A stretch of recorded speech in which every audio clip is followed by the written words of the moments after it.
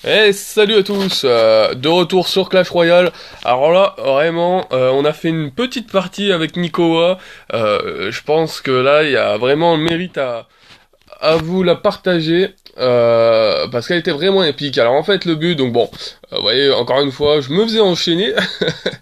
Et ouais, c'est pour ça que je la partage. C'est parce que j'ai gagné, déjà, premièrement.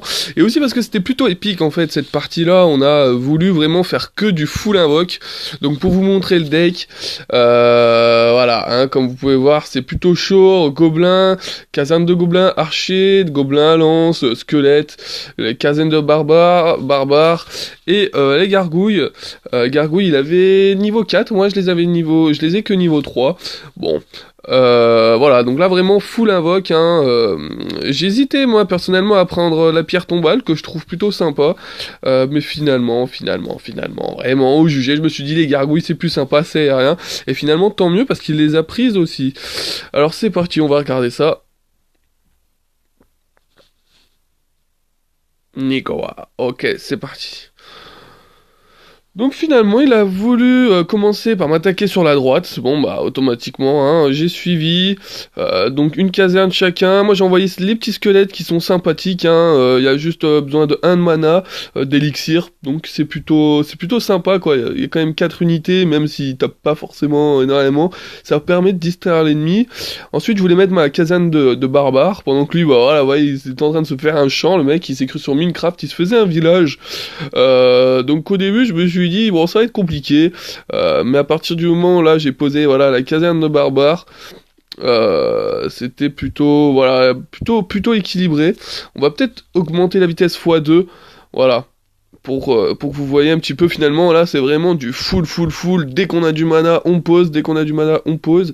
Alors, ces gargouilles niveau 4 au début elles m'ont fait un peu peur. Heureusement il les a pas sortis énormément. Donc ça m'a plutôt aidé.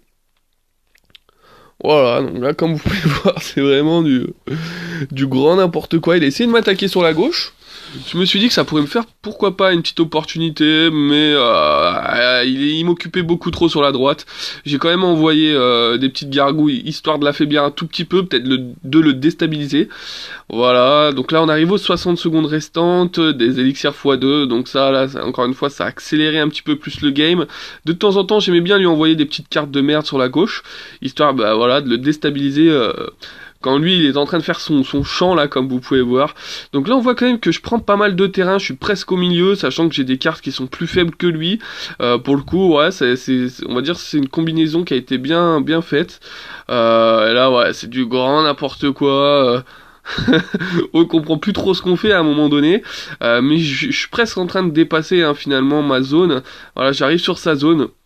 Et donc là, bah voilà, automatiquement, sa tourelle qui prend et qui saute. Yes. Et voilà. Donc là, c'est fait. C'est la victoire. Bon, ben encore une fois, hein, n'hésitez pas à rejoindre le petit clan Projet S Professionnel Gaming Sport. Trophée 200 comme d'habitude, ouvert à tous. Donc n'hésitez pas.